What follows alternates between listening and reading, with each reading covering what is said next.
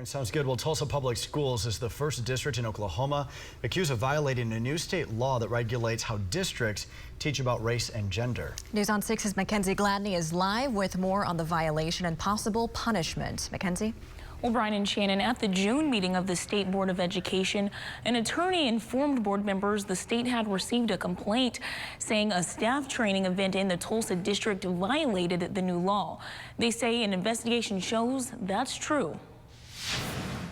House Bill 1775 bans teaching that says, quote, a person by virtue of race or sex bears responsibility for any actions committed in the past by other members of the same sex or race. It also bans teaching that causes students discomfort, guilt, anguish, or psychological distress due to their race or sex. The State Board of Education's rules say this is not limited to just classrooms, but also training sessions, seminars, and professional development for staff. The agency says it looked over the training materials in question before ruling TPS did violate the new law. In conclusion, it was a close call, but I believe the spirit of that training or the design of it was contradictory to in violation of the law. In a statement, TPS says in part, to meet the state's annual requirement that school districts offer a training about race and ethnic education, we provided an implicit bias training created by Vector Solutions. Vector is a national company that works with school districts across the country. One individual made a complaint about this training, and the Oklahoma State Department of Education has made us aware of their finding. The district said that they were going to,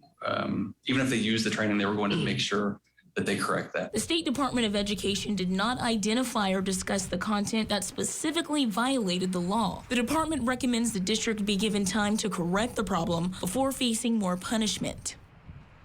The State Board will vote on that recommendation at the July board meeting. Mackenzie Gladney, Oklahoma Zone, News on 6.